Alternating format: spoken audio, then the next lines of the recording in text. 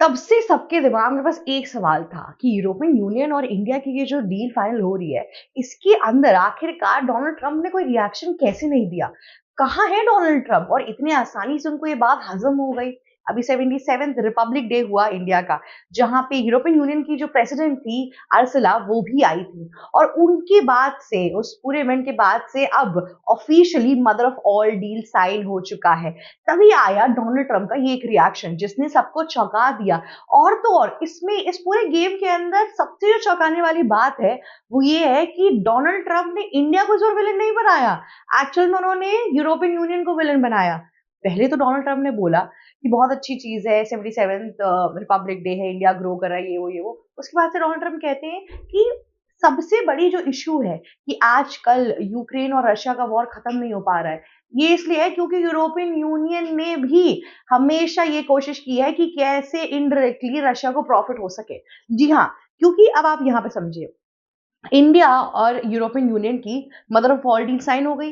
अब mother of all deal के अंदर एक और फैक्टर भी है कि ये लोग यहाँ पे डीजल भी बहुत टाइम से इंडिया यूरोपियन यूनियन की कंट्रीज में एक्सपोर्ट करता है। अब जो डीजल इंडिया में रिफाइन होता है वो आता कैसे है? रशिया से क्रूड ऑयल खरीद कर। तो जब रशिया से क्रूड ऑयल खरीद के लाया जाता है, वो रिफाइन होता है और फिर वो यूरोपियन यूनियन के पास एक तरीके से भेजा जाता है, वो फिर एक्सपोर्ट होता है। अब ट्रम्प कहते हैं कि तुम जो डीजल खरीद रहे हो इंडिया से, वो बनता तो रशिया के क्रूड ऑयल से ही है। पर इसमें इंडिया ने बहुत ही तगड़ा काउंटर दिया। इंडिया ने बोला कि डोनाल्ड ट्रंप को अपने फैक्ट्स को सही रखना चाहिए।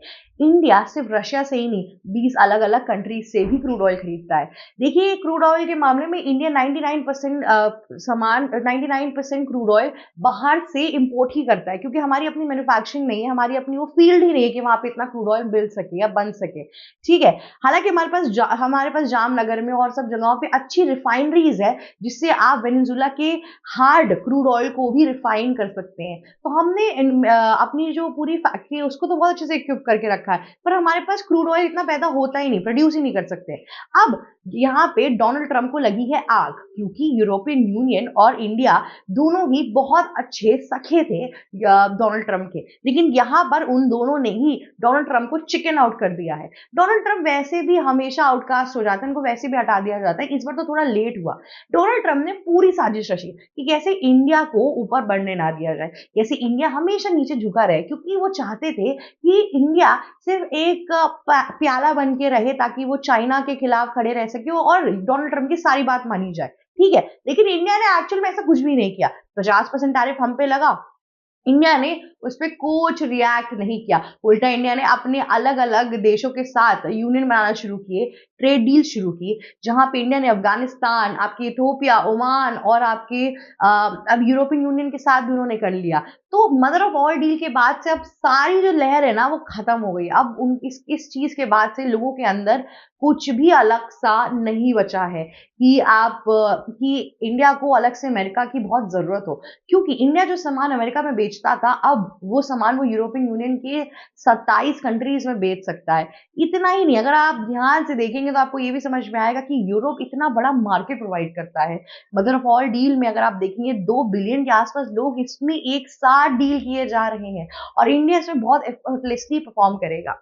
डोनाल्ड ट्रंप ने बहुत बार बोला कि इंडिया क्रूड ऑयल क्यों खरीद रहा है रशिया से, इंडिया क्रूड ऑयल खरीदना बंद कर दे। तो अगर तो और यहाँ पे वो चाहते थे कि अगर इंडिया नहीं बंद करेगा तो उस पर टैरिफ लगा दिया जाएगा, ये रीजन दिया, पर ये रीजन कभी था ही नहीं। अभी जो हमारे सामने टेड क्रूज की एक सीक्रेट वॉइस क्लिप जो रिवील हुई है, उसके अंदर हमें ये पता चला है कि डोनाल्ड ट्रंप जब उन्होंने ओथ सेरेमनी के बाद से, जब उन्होंने सोचा था कि अब जब वो अपनी गद्दी पर बैठे थे, तभी से वो क्लियर थे कि उनको इंडिया के साथ कोई डील करनी नहीं है। उस पूरे के पूरे सीक्रेट ऑडियो के अंदर JD वैंस हैं, डोनाल्ड ट्रंप है और पीटर नवरो है, जो यूएस के प्रेसिडेंट के चीफ एडवाइजर है। ठीक है, अब वहां से डोनाल्ड ट्रंप एकदम ही दिमाग में बैठ के रखा था उनके उनके और दूसरी तरफ हमने ये भी देखा कि कैसे यूरोपियन यूनियन रशिया से यहाँ पर क्या खरीदता है, ऑयल एंड गैसेस। ठीक है, उन पे कोई टैरिफ नहीं लगाया डोनाल्ड ट्रंप ने।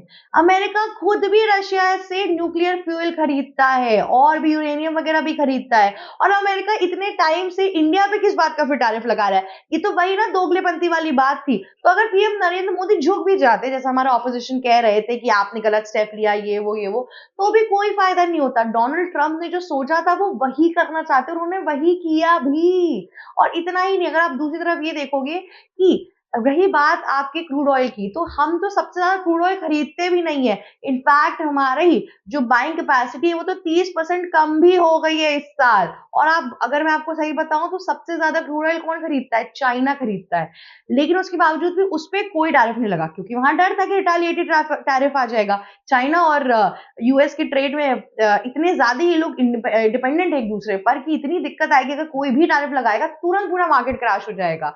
और मैं आपको ये बता दूं कि डोनाल्ड ट्रम्प ही वो इंसान थे जिन्होंने बोला था इंडिया को कि तुम्हें ना रशिया से ऑयल खरीदना चाहिए, क्रूड ऑयल, ताकि सस्ते दाम पे मिल रहा है, तुम्हारी कंट्री सस्टेन करेगी। और क्योंकि उस टाइम पर रशिया और यूक्रेन दोनों की वॉर की वजह से पूरा ऑयल मार्केट ऑलमोस्ट क्रैश होने वाला था, इसीलिए रशिया के ऑयल एसेट को खरीदने के लिए इन सारी छोटी छोटी कंट्रीज को बोला गया था कि आप खरीदिए ताकि मार्केट क्रैश ना हो, प्राइस ऊपर नीचे ना आ जाए और चीजें स्टेबल रहे। और अब यही लोग टैरिफ और सैंक्शंस लगा रहे हैं। इतनी दोगलेपंती डोनाल्ड ट्रम्प दिखाते हैं ना कि क्या बोला जाए। लेकिन इंडिया ने वेट किया, और अब इंडिया के पास जब मतलब ऑयल डील आई है तो उनके बहुत सेक्टर्स खुल गए। इंडिया ने अभी भी अपना एग्रीकल्चर और डेयरी प्रोडक्ट्स का सेक्टर नहीं खोला है। उसके अलावा गारमेंट, फार्मास्यूटिकल, कार्स, इन सब के सेक्टर्स खोले जा रहे हैं।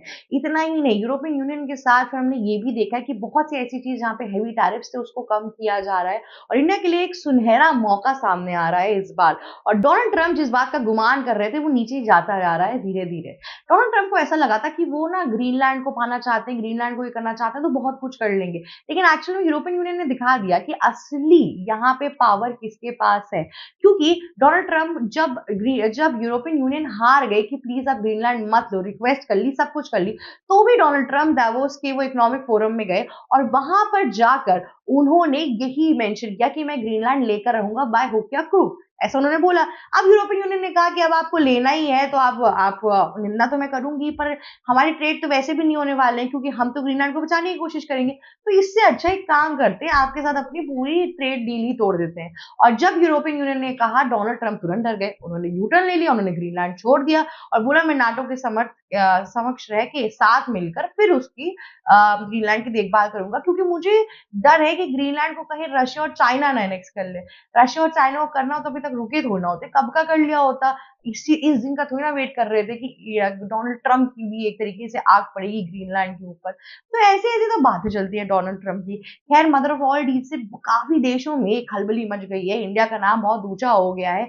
और ये अगर आप देखेंगे जापान और इन सब जगहों पे जो बेस्ट डील्स हुई है वर्ल्ड की, ये सबसे बड़ी ऑलमोस्ट टॉप अगर 10 की बिगेस्ट डील्स में आएंगी तो वहां पर आ रही है ये डील। और भारत के लिए तो खैर एक हिस्टोरिक मूवमेंट है ही। रिपब्लिक डे सेलिब्रेशन में जो सबसे खास बात हमें लगी थी वो यही थी कि कैसे भारत ने ना कि सिर्फ अपनी अचीवमेंट्स दिखाए, पर साथ ही साथ जब यूरोपियन यूनियन की प्रेसिडेंट वहां बैठी हुई थी तो एक नया प्रतीक था, कैसे डोनाल्ड ट्रम्प को साइडलाइन करके जिन्होंने हम पे फालतू पे टैरिफ लगाने की कोशिश की, हमें फालतू में गिराने की कोशिश की, लेकिन यहाँ पर पीएम नरेंद्र मोदी उस टाइम पे उनके खिलाफ कुछ नहीं बोल रहे थे, लेकिन यहाँ पे उन्होंने अपने एक्शन से बताया।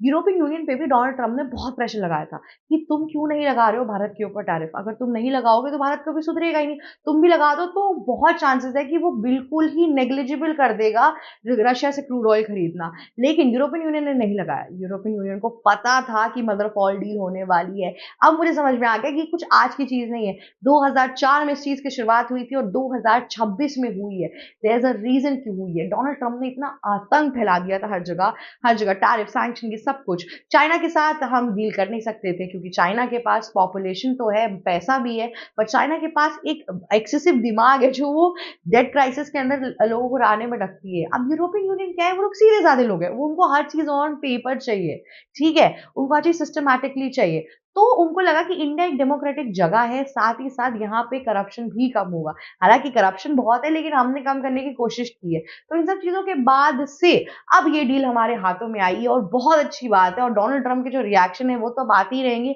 अब आएंगे पीटर नवरो के भी रिएक्शन, इन सब लोगों के रिएक्शन आएंगे क्योंकि बात ही कुछ ऐसी है। आज के लिए बस इतना ही। अगर आपको ये वीडियो अच्छी लगी तो लाइक, शेयर, सब्सक्राइब और कमेंट करना मत भूलिएगा। जाते जाते बेल आइकन हिट करना भी मत भूलिएगा। Thank you so much for watching us. ABC Hindi news, आज ही जुड़िए हर खबर के साथ